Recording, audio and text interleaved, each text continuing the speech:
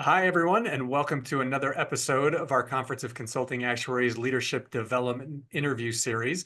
My name is Michael Clark, host of the podcast, and I'm joined today by my good friend Todd Tauzer. Todd, welcome to the show. Good morning. Good to be here.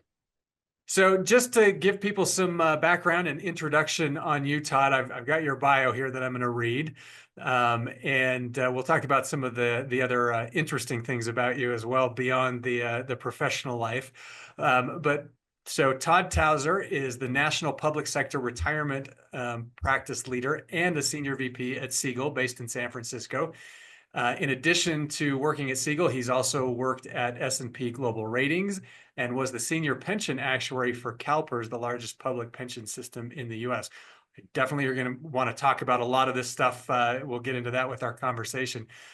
Beyond what Todd does to get paid, his volunteer resume is impressively long, including the SOA's Retirement Section Council, various roles within the CCA, chair of the Academy's Public Plans Committee, and representative of the Speaker of the California Assembly on the California Actuarial Advisory Panel.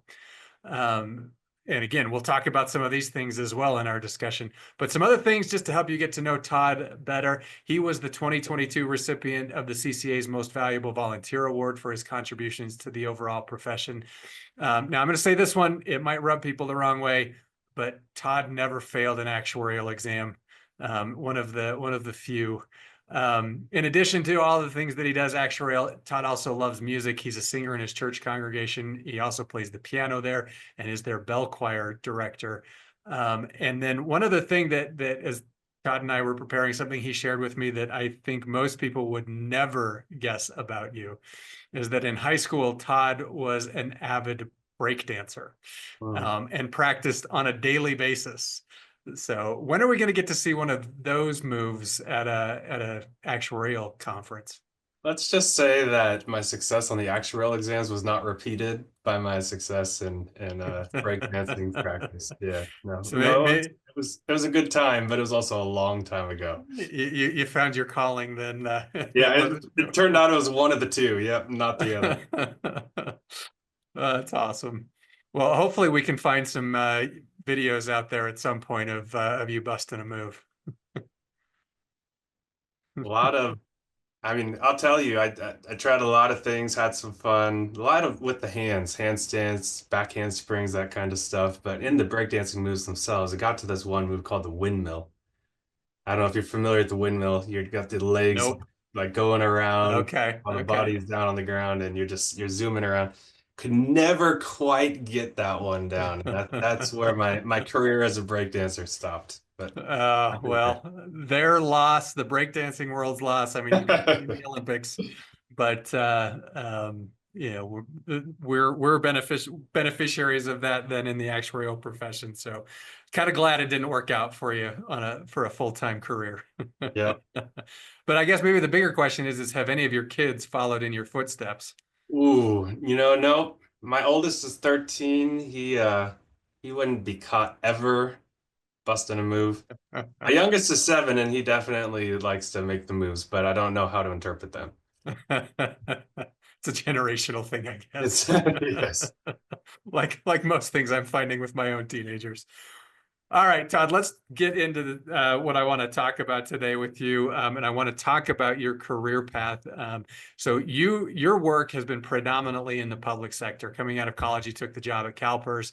Talk to us about that experience working for the largest public pension system in the U.S. It's got to be very different than working at say a consulting firm. I mean, you're in-house working for this large pension system, and I'd love for you to share a little bit about that experience with our listeners. Sure. Actually, I want to say one thing before diving into CalPERS. Happy to do that. But after graduating college, I actually couldn't get a job right away. And I feel like this is worth mentioning, although probably most of our listeners do have jobs now, so it's kind of a side point. But basically what I did was I started taking actuarial exams, and while doing so, I just found any job I could. I ended up working for a temp agency, and they assigned me to a logistical delivery company that delivered food to Starbucks stores across the United States, including the East Coast. And the stores opened pretty early. I had to be up Pacific time for when the stores were opening on the East Coast for Starbucks. So that was brutal. But the point here is just I found something to do, and part of that was getting to know people, showing them that I could do a good job, kind of having references for the future when I actually was applying to places like CalPERS. And it also worked out because my 8-hour day ended about noon, and then I could study for actuarial exams after that. But anyway, so one point being made is just that I think it's valuable to do whatever you can, even if it's not the ideal thing right out of the gate. I was trying to become an actuary. I couldn't find that right away, but it still was very helpful for me to do something. I think that's really good advice. And I mean, I've talked to a lot of college-aged kids that are looking to break into the profession. Some of them that come into it late in their college careers and maybe don't have an exam or an internship, and they're trying to navigate, how do I find a job here? And I think that advice is solid, right? Do something. Build out your resume, even if it's the skills that might be indirectly related, but that you could apply to a job as an actuary in the future. I love that.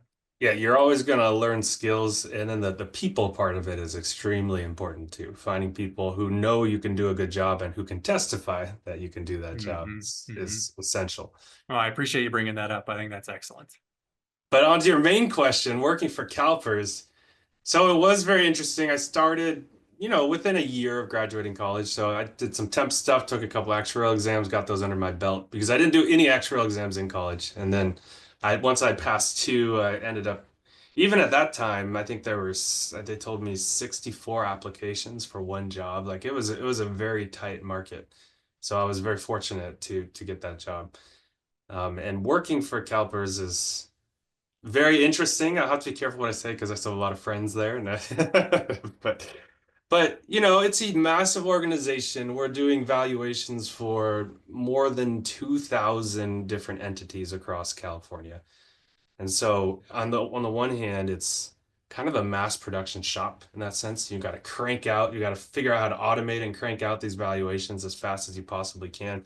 You don't have the time to necessarily do a whole bunch of consulting to every single one of those entities because there's just way too many of them. So you have to have a certain mindset and perspective when you're working for such a large organizations. And how can we do this in the most efficient way? How can we provide the best tools so that the employers and those that we're serving can handle a lot of the decision making and discussions themselves, without having too much weight on you as an individual consultant to them because of that massive shop.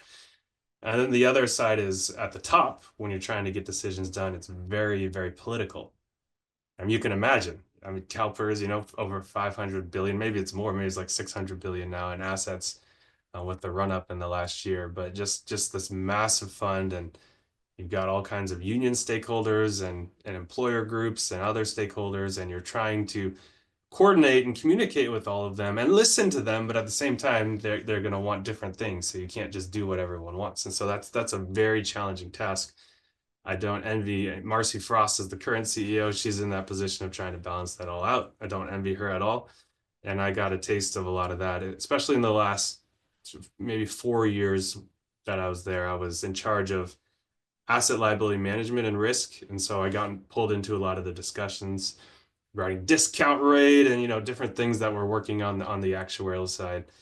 And so we would tour around California and just talk to different stakeholder groups about what we were thinking and why, and justifying it, and taking the yelling when it happened, and the different concerns. So it was a very interesting position working for CalPERS. The one last thing I'd say is, and this is specific to me personally, I got to a point, I was there maybe about 8 years or so, and I realized either I could just get comfortable doing this for the rest of my life. It's basically the same thing year after year after year. There's some variation and some growth involved, but it's certainly not the same as going out and being employed by different areas and different employers and trying to do different things. So I could either just get comfortable, accept the golden handshakes of the beautiful benefits they have there, both with pension and with health, which kind of grow in value over time, or I basically had to leave then. I got to a point where it was a now or never kind of thing, at least for me. And so that's when I took off and tried some other things. It was really for just personal growth and challenges that I was looking for along the way. But I'm very thankful for the opportunity to have learned and grown and kind of grew up, if you will, as an actuary at CalPERS. Yeah, I mean, it's such an interesting organization, right? Because actuarial is just one element of what the organization does. And you got to calculate those liabilities. You help with plan design, but you've also got I mean, the whole investment management function that exists within the organization. Lots of different things that as an entity that CalPERS does, and you get exposed to that. It's working for one big pension shop. Yeah, and you bring up a good point, which reminds me something that I should have said, which when I left, I went to S&P, and we can of course talk about that, but then Mhm. I got into consulting where you're working with a bunch of different um, you're working with a bunch of different pension systems. And in the consulting world, you've got your actuarial consultant over here, you've got your investment consultant or multiple investment consultants over here. And it's really hard to fully integrate all of that and coordinate all of that. When we were at CalPERS, we had an investment office and we had an actuarial office.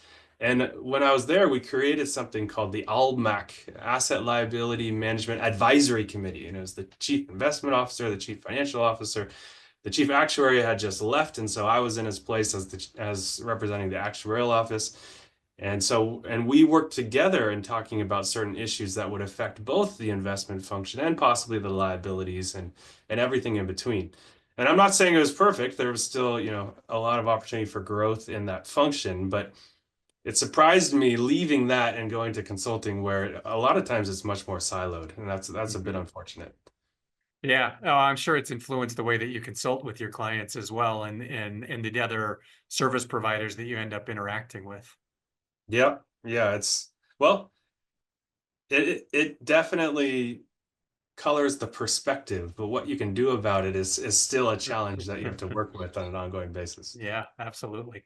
All right, so let's talk. You were at CalPERS. You just mentioned you left there to go work at S&P. You were there for a bit. Now you're working at Segal as a consultant. In these three different companies that you've worked for, the roles that you've had have been quite different, going from in-house to S&P, where you weren't really doing actuarial work, and well, have you talk about that for a minute, to being a consulting actuary. So talk to us a little bit about those different experiences in-house, I know, working, we'll call it actuarial adjacent at S&P, and then and now working as a consulting actuary. Yeah, so we covered a lot of the in-house, right, at Hmm. CalPERS. It's very much, I mean, it's a governmental job. You've got your normal day's work. The pressure is not too high. You still want to do a good job. You still want to serve the stakeholders and all of the employers and employees that you're covering. I mean, CalPERS covers thousands upon thousands of people. And so there's kind of a pride that comes with that, a good sense of pride in doing your work that you have there. But then moving from CalPERS to S&P is fascinating. My first stint in the private sector, right? So there's definitely different things that come with a private sector job. Your employer is concerned with earnings and finances and stuff that while you want to be a good holder of those things, at CalPERS is just a very different perspective in the private sector. And so it was definitely a change to go there. And I thought, I was looking for more challenge and more growth opportunities. And I think I certainly found that because there's just a wider range of opportunities and things to do than just working in-house for one single entity all the time. So that was interesting going to S&P, but going to Segal was the first time I had to bill hours ever. So now you're not just working like at S&P, my job wasn't an actuary. I was an expert in a field that they needed an expert in. They needed an expert in the world of pensions so that they could better apply pension analysis to their evaluation of state and local governments' budgets, the budgetary process, which they would use for their credit rating. And so I was simply an expert, and I would go and meet with, governors and legislatures and committees that influenced how they would set up their pension plans and talk to them about things that we thought they were doing well, things that we thought were more high risk and might lead to more costs in the future and all of that. But it was very much like you're standing in your high tower at Hmm. S&P in particular. You're going to give them a credit rating. They have nothing they can really do about it unless they just do what you say and make things better. But you're very hands off. And so it was nice to switch from that over to Segal, where it's, oh, you can roll up your sleeves again. You can actually work with clients on a day-to-day basis. And one thing that was a big contrast between Segal and CalPERS, even though you're in both cases you're working for pension systems, again, CalPERS very highly political, so many different stakeholders, very publicized because it's billions of dollars at stake.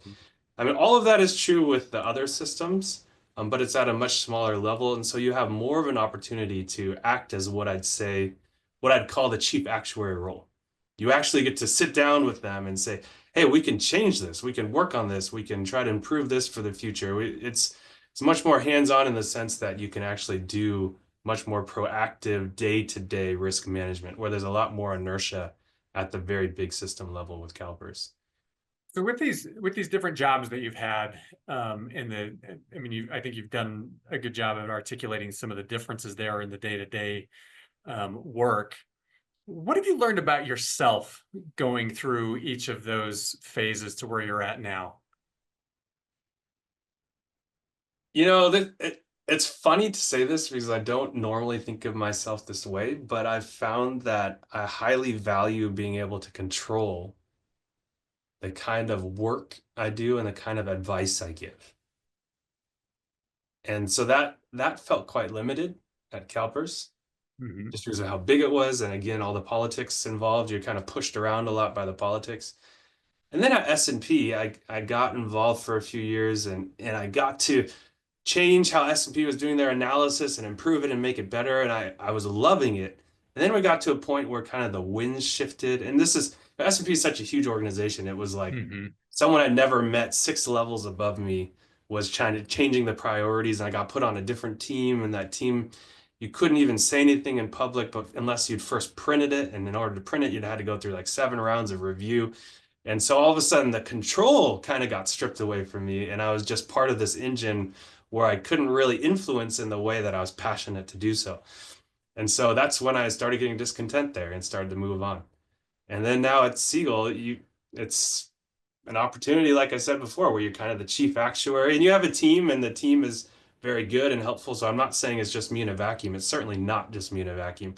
But we together as a team have this opportunity to really influence and change and grow these organizations for the better. Even though we're an external consultant, we're almost viewed as the internal actuary because we're all they have in terms of the actuarial function. And so it's really exciting and fulfilling, I guess is the word, fulfilling to me to be able to work in that kind of a space. Yeah, no, I like that. And it's an interesting question in general. And I've asked that now to a couple of people recently that have moved around over their careers here and there. And it's always very insightful, I think, what people come back with. And I'm hopefully people will take that opportunity to just even assess where they're at and what they like doing and what they don't like doing. And because a lot of times you might find that what you like doing, you can find an opportunity to do that within the company you work for, or you may need to go somewhere else. But sometimes it takes some experimentation to really get down to what is it that gets you excited about coming to work every day, right? Yeah, and it's not so much like for mine, it's not like I'm trying to be a control freak, for Right. example. It's that there are things that I'm very passionate about, and when I can't act on that, then Hmm. I feel very restrained and I feel like the job is no longer fulfilling to me. So I've even been asked, for example, would you consider going back to work in government again someday? And my answer has been yes, but only in a position where I can actually do something about some of the problems or challenges that I see there. Like if I can't do that, then it's really doesn't feel like a good place to go. Let's talk a little bit more about your role at Segal. We mentioned that you're the National Public Sector Retirement Practice Leader. You're also a consultant, so you're working with clients. What do you like about the different roles that you're playing there at Segal?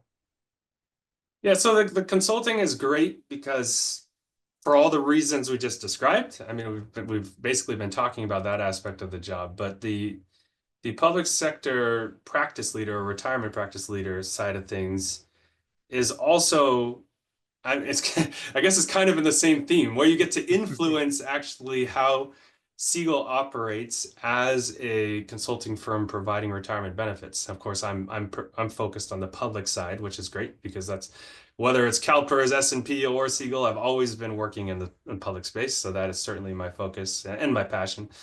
But I do like to be able to build and grow and think about ways, how can we provide new services?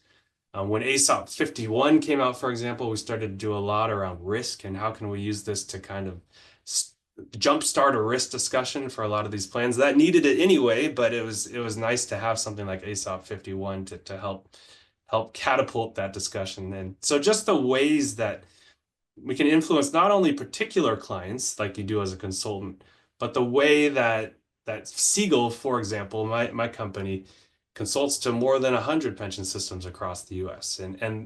And the way that we think about it, what we're trying to accomplish, how are we trying to make these systems more sustainable and healthy, and not just the short-term perspective, not even just the long-term perspective, but how do you combine the two and have this comprehensive view of helping these systems? Oh, I like that.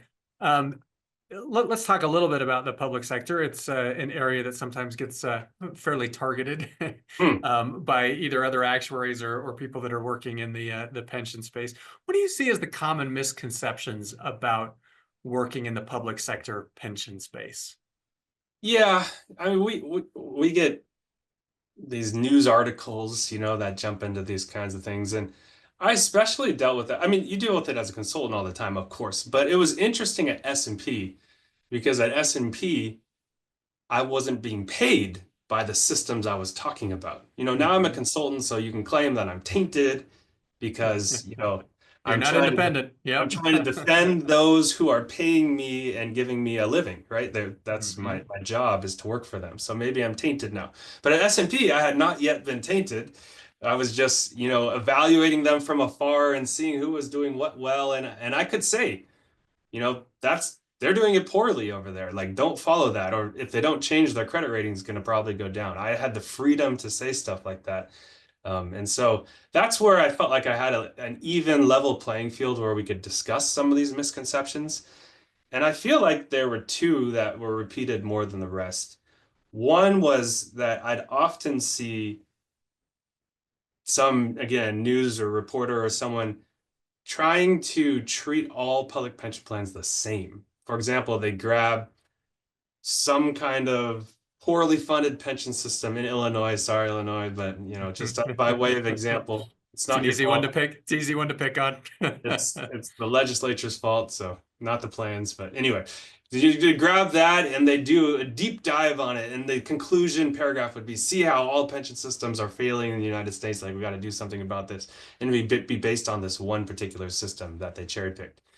And I would, in my S&P discussions, when I'd do a lot of presentations, and I'd make sure to focus on, hey, we're analyzing these pension systems across all 50 states. And by the way, there are 50 states, and each public pension system is completely within one of those 50 states and is governed by the legislature and the statutes and the things that are set up in each one of those 50 states. So I would like to tell, when I'm in these discussions, I'd say we're dealing with 50 mini nations here. And within those 50 mini nations, you've got an infinite amount of possibilities when you're getting through all the variables of benefit levels and benefit reforms and historical contribution rates and statutes and whether they follow the California rule or not, which means current benefits can be changed or not for current members. And you can just go down this list of 10 to 15 different things that would affect any individual pension system, and it's different based on each state that they reside within. And so that's one of the really important things is once you've analyzed and dealt with and shown the world the problems in this one pension plan in Illinois, that's as far as you've gotten. You've got a lot more work to do if you want to analyze pension plans across the United States because they're all over the map. Some are doing amazing, some are doing not very well, and they're all in between, right? So it really, I think that's a common misconception because it feels easy. It feels easy to just take one and apply it to everyone, but it's not the way to go. Well, I think that's interesting too, because when you think about working as a public sector actuary, right, it means you're dealing with 50 different sets of rules potentially. Like you said, when it comes to statutes and history and what you can and can't do. I mean, that in and of itself, there's some, I don't know, intellectual stimulation there and having to learn the different setups and the different geographies where you end up working. Yep, and you've got the red states and the blue states and the purple states, and they all come with their own personalities in terms of how they might react to changes in the pension plan. And yeah, so it's very interesting to work in that space. So there are critics that say that actuaries are part of the problem with the public sector retirement system. You mentioned Illinois. It tends to be in the news quite a bit because of how poorly funded those pension plans can be. Um, and there are those that even within the profession that will point to it and say, hey, part of this problem is the way that the actuaries approach these. How do you answer those claims from the different parties that are going to throw shade at the actuarial profession for quote unquote causing some of the problem?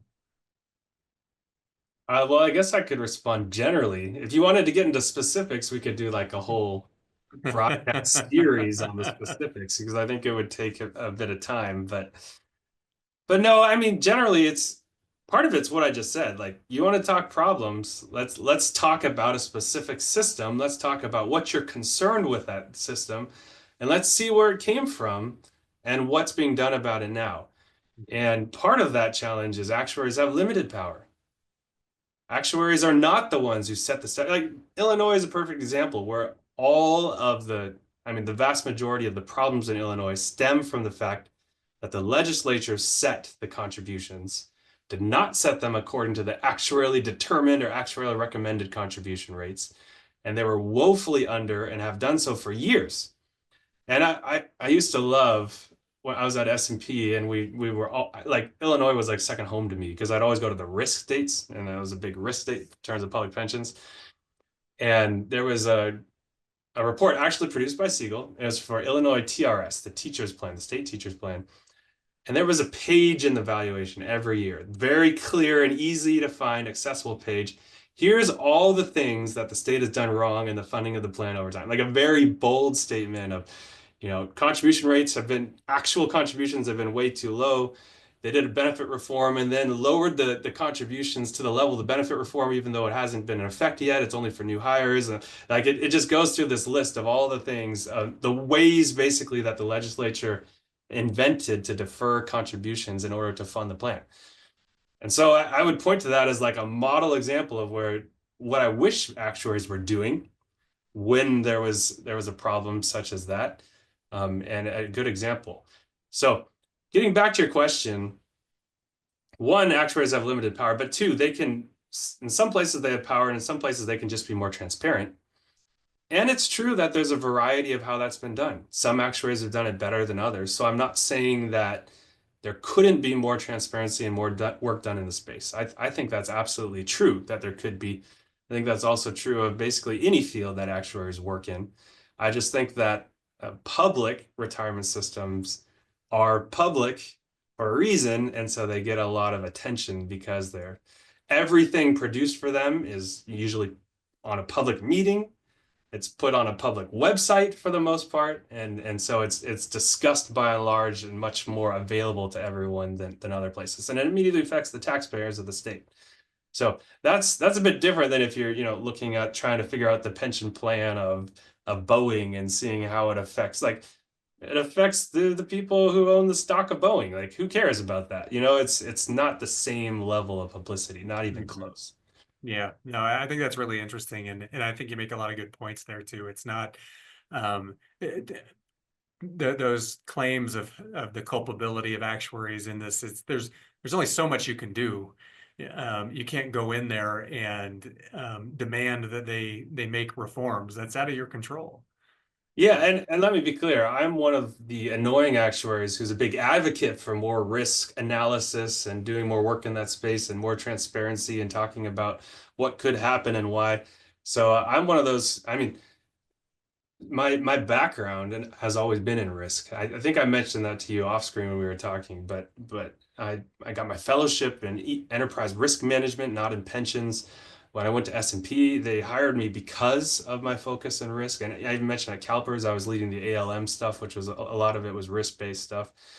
And so even at Segal, we look for opportunities to do a better job assessing and developing and discussing possible risks so that the plan can better prepare for it. But at the end of the day, it's we prepare and present, and then the plan prepares. Like it's their decision at the end of the day, not ours. Hmm. So it only goes Yeah, so far. that's interesting.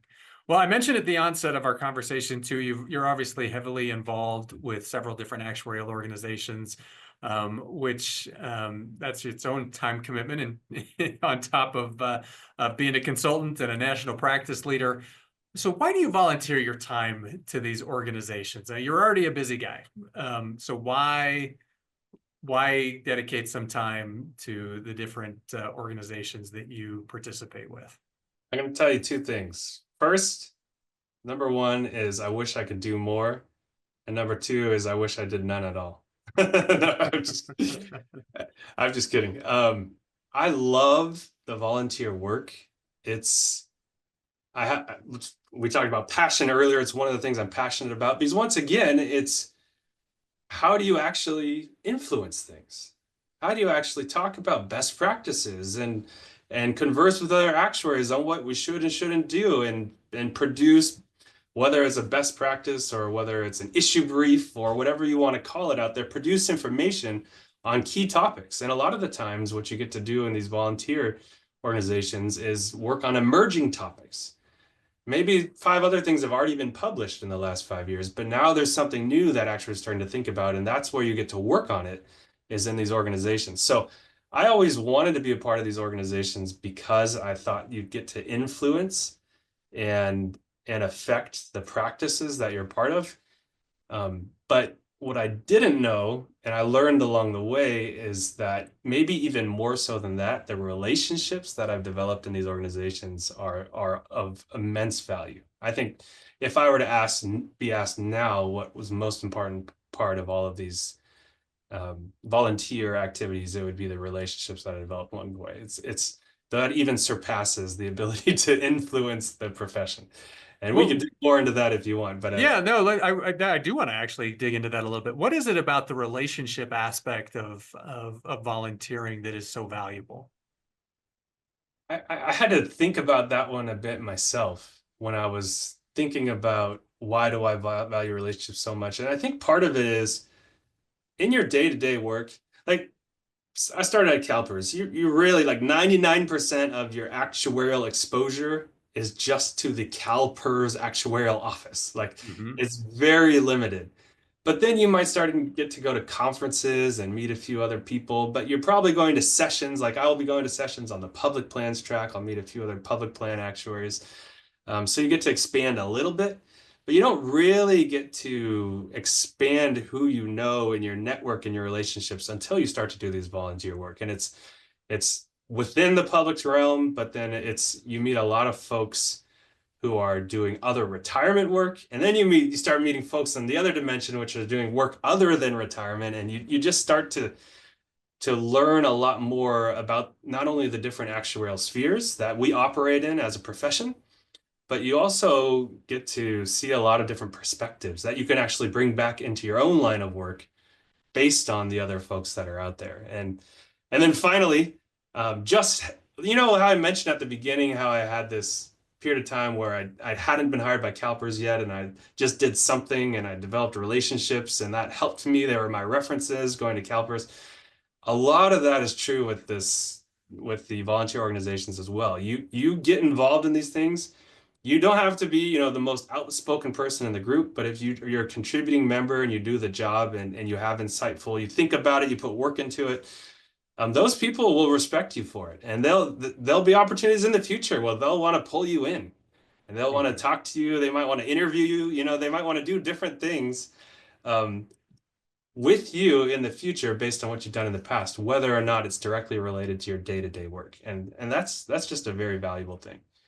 So would you say, is it fair to say that there are things that you have learned from volunteering that you wouldn't have learned elsewhere, like in your day job? Oh, absolutely. Absolutely.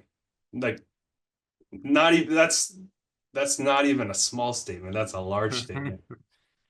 Right. I mean, I agree with that. And that this is a topic that comes up quite a bit in these conversations on the podcast, is that I think that might be one of the more misunderstood elements of volunteering, is that there are things that you're going to learn that you wouldn't learn in other places, right? Or maybe Yeah, not learn as quickly.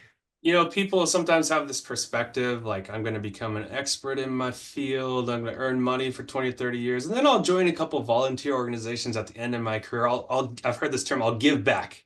I'll Mhm. give back. I'll give my vast, infinite wisdom and knowledge back to the actuarial world at that point in time. And I think they've like totally missed the mark when it comes to actuarial volunteering. I mean, you certainly put some effort into it, so you give some of your time and effort for sure. At the same time, you are learning and growing in ways that you wouldn't have thought ahead of time. So it's not you're not going to get to that wise, learned position at your end of your career unless you volunteered during it, in my opinion.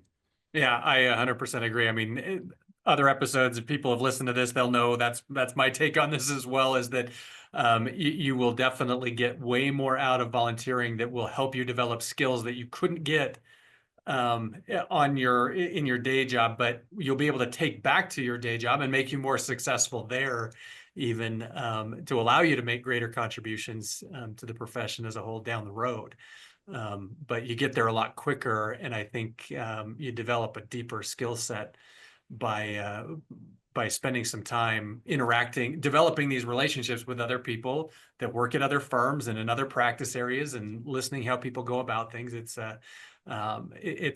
yeah, I think there is that common misconception about you only volunteer to give back. I'm selfishly motivated. I volunteer to see what I can get out of it. I mean, it's both, right? That's the It is. beauty of it. Is Yeah. it's very well rounded and it helps you in a lot of ways, and you can give back and you can invest and you can help your profession. And that's kind of the beauty of it. I mean, I'll tell you for myself, I don't know if addicted is the right word, but I started volunteering more and more, and I couldn't say no. I kept getting involved in different things, and I got to a point where it was too much, which Uh-huh. is why at the beginning I said I wish I didn't do any at all at the same time as I was glad. So I might have mentioned this before, but me and a couple of my friends who are also very involved in these things, we founded a group called RAVA, which is just an imaginary organization called Recovering Actuaries from Volunteer Activities, RAVA. And we joke because we'd all become members of Rava, and we tried to kind of ramp down the amount we're volunteering, and then we get new opportunities and we jump right in again because we loved it so much. So we're all like failed members of Rava, but But again, you think about a skill, learning how to prioritize what you'll say yes to and what you have to turn down, and learning how to turn down yep, opportunities is a skill set in and of itself that comes in handy sometimes at your paid job, I would assume. that's absolutely right. Yes. Yeah, yeah. And again, not a lot. It presents opportunities to volunteering presents those opportunities to learn those skills. So. Hey, so for someone that's wondering whether volunteering is the right thing for them, right? You started volunteering early on in your career. Somebody that might be sitting there going, "Well, I wonder if I should be volunteering." What advice would you have for them besides not overcommitting? Yeah, yeah. I mean, overcommitting is a real thing, right? It is. I I think I think some level of volunteering, just like I don't know if the term is getting your feet wet or just jumping in a little bit. I think there should always be room in your career for that. And I'll go so far to say if you are in a part of an organization where you think you're so busy all the time that it is inconceivable that you volunteer, I think it's not the right organization. At least I would apply that to myself. I have the view that if there is no time and it's inconceivable to ever do any volunteer work related to related to the profession, then I'm not in the right place because there should be some time. So that maybe is a strong take on it, but that is my take on it. And then it comes down to, I'm going to harken back one more time to the when I worked for the delivery drivers who were logistical food company for Starbucks. That was not my ideal place to go work. But again, this concept of just doing something and getting my feet wet and working in the professional world. It was my first job out of college. Before that, I'd been a tutor and a newspaper delivery driver. I didn't have real world experience in terms of showing up and doing work. And so I think that also applies in volunteering. Like maybe you're not going to get what you think is the perfect fit in terms of a volunteer opportunity, at least the first time you have an opportunity to volunteer. but just doing something, when maybe it's just a couple hours a month as opposed to, something with a lot more time commitment. Just getting your feet wet and feeling out what it's all about and getting to know some people who are also volunteering alongside you, that sets you up for a lot of growth and direction and possibilities in the future. So that's really my recommendation is don't worry too much about the ideal, but think about a kind of a general direction you might want to head, and you can even work slowly in that direction. Well, I think what's interesting about what you said too, and again, it might be a common misconception, especially among um, younger actuaries, is that volunteering requires huge amounts of time, right? In reality, it can be as little or as much as you want it to be. You can find the right opportunities, like you said. Maybe it's not perfect, but you can find something that works with the time constraints that you do have. And especially in a post-pandemic world where a lot of meetings are now held virtually as opposed to in person, Right. there's a lot more opportunities to be involved in things that maybe didn't exist pre-pandemic. Yeah, one of the first things I got involved, I mean, you've mentioned I've done a lot of things over the years, and that's true. One of the first things, though, was CCA annual planning committee, where you have one task in the year, which is you get together ahead of time, and for your particular track, I was on the public plans track, you figure out, 7 or 8 interesting, useful sessions. But you've got 7 or 8 other folks on the group. So basically, you're in charge of figuring out one interesting and useful session and then talking with the others about their possible sessions. And then you might go recruit it and then set it up. So that's like in the entire year, you basically have one task. And you put a few hours into it because you think about it and then you think about which speakers would be good and you reach out to the speakers and you have a prep call to figure out what they might talk about. So altogether, you're putting in some time, but over the course of a year, it's probably 1 hour a month if you break it up Yeah, I think that's a fair assessment, of especially with some of those actual meetings. Yeah, yeah, of actual yeah. work. So, but then you still have the opportunity to go 6 months ahead of time and meet everyone else who's planning the committee across all the different practices and all the different areas they work within.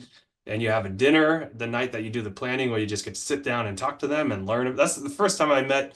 There's an actuary I respect, Bruce Cadenhead, Mm-hmm. chief actuary, and has been involved in the space for a long time. I met him for the first time at the dinner at the CCA planning six for the annual conference. We sat next to each other and talked, and I still value knowing him today. But it's just one example among many. Yeah, no, absolutely.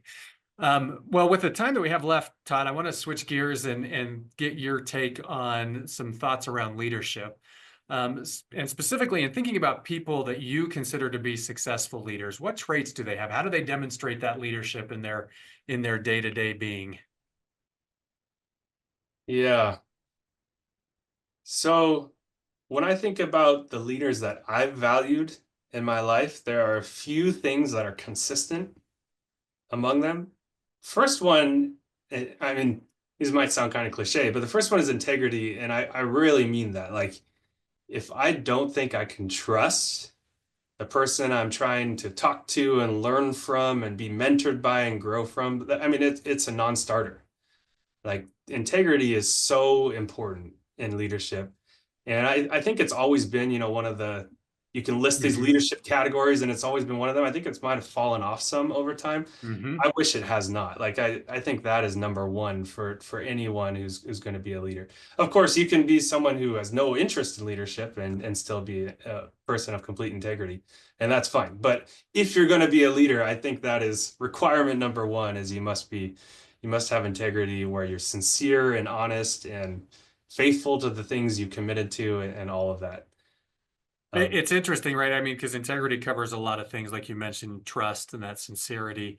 And I look at it as I appreciate people that are candid, right? That aren't going to, Yep. if you ask them a question, they will tell you the answer, or as much of it as they can, right? And that they'll also, in the same vein, be able to tell you, I don't know, or I can't tell you that right now, like, depending on what the topic is, right? But that they'll at least be upfront with you with what they know and what they can share. Yeah, absolutely. And then I would add to integrity, just it's also kind of an umbrella term, but the word that often comes to mind when looking for leaders and looking for, maybe less experienced staff who I think have the opportunity to grow over time is four-letter word, care. I mean, care is so important, whether you're volunteering or just doing your job or thinking about how to improve. If you're not like invested in the things you're doing, then you're either going to do the bare minimum or you're just going to get by or whatever the case may be. But if you're invested in terms of how can we do this better, how can we be more efficient, what new things can we provide that would be useful to our clients, whatever perspective you want to bring to it, if care is involved, it's just so much more valuable. And that's another thing where it's got to be true of the leader. If the leader doesn't care both about the products and the things they're doing and the people that they're leading, Mhm. if they don't care about both of those two things, then they have no business being there. When have you seen examples when that care doesn't exist, either on the people side or on the service side? And what does that end up looking like? I have, yes. It ends up looking like, well, yeah, I'm going to leave the specifics out, but it ends up Mhm. looking like a toxic environment. I mean, it just people are unhappy. There's backbiting and complaining, and a lot of stuff goes downhill. Yeah, no, I've been in similar situations. I think that's an appropriate assessment. If there's a toxic environment, it's usually the care is missing at some level Yep. within the relationships that exist, and also with the services that you're striving to provide for sure. When you think about some of your role models when it comes to leadership, how have you personally tried to emulate their examples? Especially you talk about integrity and trust and care. I mean, I'm guessing you've seen those examples as well. And when they've worked well, how have you tried to emulate those examples in your roles? Especially, I mean, you've got some roles that have you in leadership positions. I mean, what we just talked about is what I try to do, but I mean, I'll give you an example so way back in time when I was in junior high, the gray hair doesn't go well for the junior high reference anymore, but I at that time I kind of enjoyed music. I had a voice that could sing on pitch, but I had a music teacher in seventh and eighth and ninth grade. This guy, like, he was a glowing ball of music. Like, he came every day, energetic. He could play any instrument. He lived like an hour and a half away, but I think he was teaching pro bono. He didn't even accept a salary. He just wanted to teach kids music. And he just came like so excited every day to be in a room doing music with kids. And like I was never the same after those 3 years. Like my perspective on music was completely different before and after that. And I don't even think I can reach that standard in the kinds of ways that I lead, but if I have at least a piece of that where I'm interested and invested and care and I'm not just doing it to what can I gain personally, which he was not doing at all. I mean, maybe he got some sense of fulfillment, which is a personal thing, but he wasn't, it wasn't monetary gain, it wasn't anything else. Mhm. He was truly invested in the people, even though he was 65 and we were, 14. But like if I can carry some of that along with me, then I consider that a success. One other example is I earlier in my career at CalPERS, I had and this is a different trait I'm focusing on. I had a supervisor who was supervising a different team within CalPERS, not the one I was hired onto. But within a year, he and I saw eye to eye on a lot of things. He's like, "You should really come work for me." And he worked on a team called Special Projects. All the innovative, creative stuff was done there. And he had to set up an interview process that anyone could apply to when he made the opening. Mhm. And the interview was not an interview, it was a test of like 20 different logic problems that you approach in different ways and different perspectives. And he wanted to see how well you could approach it Mhm. and score on these logic problems. So the characteristic I'm getting at there is looking for, like, I mean, part of it is care, but here it's looking for creativity and how you think about things. You hear the term all the time, think outside the box, and that's fine. It's trying to grasp at what I'm talking about here, but it's just how do we approach something, not just to do what we've always done, not to sit in the inertia of our organization or the inertia of what we've done before, but rather what can we do and how can we approach it in such a way where there's improvement and there's growth and there's new possibility. And I think that's also an important characteristic of leader. Maybe not quite as high as integrity. I don't think I can put anything higher than integrity, but very important as well. Nice. No, I love that. Those are really good examples, and I think illustrate the point that you're making there.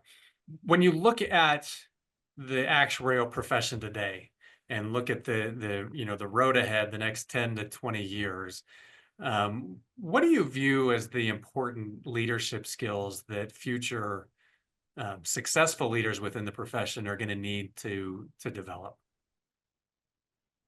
Besides the ones we just we talked I about. mean, I think those are pretty overarching. They're timeless, right? Yeah. So as you look at the environment that we're in today, and maybe it's just it can be variations of the same things that we've already talked about, but when you look at that brand new actuary that's just come out of school that has the potential to be a successful leader within the profession, down the road 10, 20 years, what things should they be focused on today? Yeah.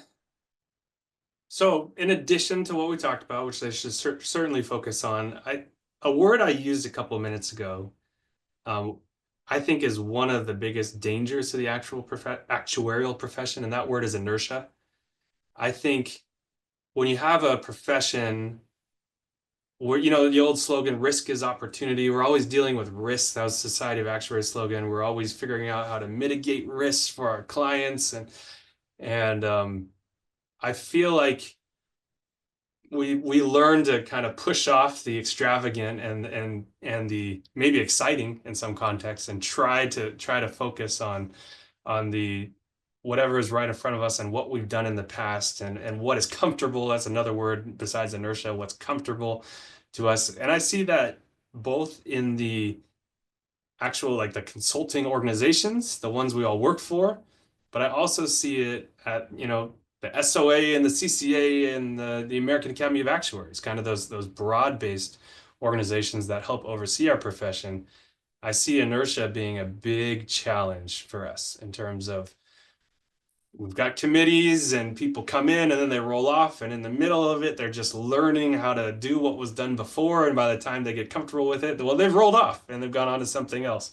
Or you're the president of the CCA, like Mr. Clark over here, and you do it for a short period of time, and as soon as you're comfortable in it, you're rolling off and you're doing something else. So it's hard with all of those kinds of positions and setups to really do a good job in fundamental growth and change in the organization. So I appreciate folks like you, learn from that position and then continue to do more within the organization, even after having learned what you did as president of the CCA. But that's just one example. I think it's a really important point here to be aware of inertia, be thinking how can we learn and grow and change, and how can we make those steps along the way. No, I love that. That's a theme that's come up quite a bit in some of my conversations on the podcast lately, is that ability to adapt and not just stick your head in the sand and pretend like the world's not changing around you. It's true. It's true. And adapt is important, but I think adapt is a bit limited. When you think of adapt or you think of like evolution, it's like necessary change to survive. Mm-hmm. And that's not all that I'm going for. I'm going for more than that. Like, what is the change to grow and thrive beyond just survive? And I feel like adapt sometimes can kind of be lost at that lower level. I see that. I see what you're saying. Maybe it's a evolve. It's adapting to circumstances, those that are currently facing and those that are coming. It's not just adapting, it's growing. It's growing. Yeah. It's Yeah. both put No, together. I like that. No, Todd, this has been a phenomenal conversation. Really appreciate your time and perspective. I've learned a lot of things from our chat today, and I know others will benefit from it as well. I want to thank my guest today, Todd Tauzer. Todd, if people want to connect with you after listening to your thoughts and opinions here, what's the best way for them to do that? I'm happy to connect with anyone. LinkedIn profiles out there. They can also email me or call me. Anything is fine. So, but yeah, email or LinkedIn's probably easiest. So either one of those two. Or find a committee that you're volunteering on and go Come volunteer find for me. that. Go Right on the volunteer cusp. with Todd in one of his many volunteer opportunities and get the chance to learn from one of the best. That's I'll throw that plug out there as a way to connect for you. So want to thank my guest again, and would encourage all of you to like and subscribe to this podcast to help us share stories like Todd's that can help benefit the actuarial community. The leadership development community of the CCA is open to any actuary. You can reach out to the CCA to join. I want to thank Shannon Peterson of CCA staff for helping to produce today's event, and encourage you to join us for upcoming CCA events and follow us online on social media and on our website. Todd, again, thank you very much for your time, and thanks everyone for tuning in. Thank you for your time.